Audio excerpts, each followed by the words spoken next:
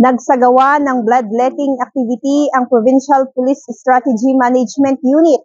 Katuwang ang Philippine Red Cross at Provincial Advisory Group na ginanap dito sa Camp General Alejo S. Santos, City of Malolos, Bulacan. Ang aktibidad ay pinangunahan ng Police Provincial Strategy Management Unit sa pamumuno ni Police Lieutenant Colonel Christian B. Alucod, Chief ng nasabing unit kasama ang Provincial Advisory Groups, Red Cross Bulacan Chapter at iba pang mga stakeholders.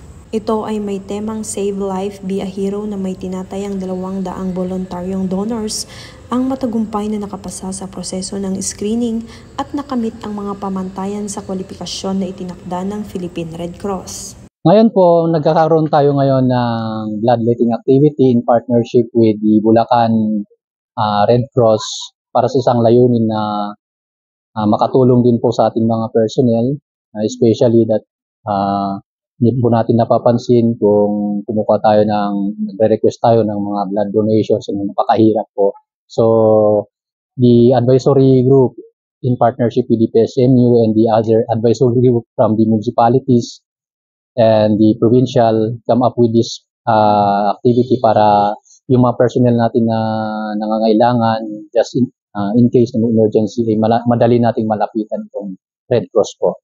Layunin ng programang ito na makapagbigay ng dugo sa ating mga kababayang may sakit na lubos ang pangangailangan. And in part of this po, hindi lang yung ating activity saka yung makatulong. But also, merong impact to sa ating health kasi yung according sa mga doktor, yung pagbibigay ng dugo every year, nare-regenerate yung ating red blood cell. Kaya magandang activity ito para gawin din natin sa ating mga sarili. Ang ating pambansang pulisya ay patuloy sa mga ganitong programa upang maipakita ang tunay na malasakit at pagmamahal sa kapwa, alinsunod sa adhikain ng ating Pangulong Bongbong Marcos para sa bagong Pilipinas. Mula dito sa Bulacan Police Provincial Office, ako ang inyong PNN correspondent, Patrolwoman Tawagon, alagad ng batas, tagataguyod ng balitang pulis.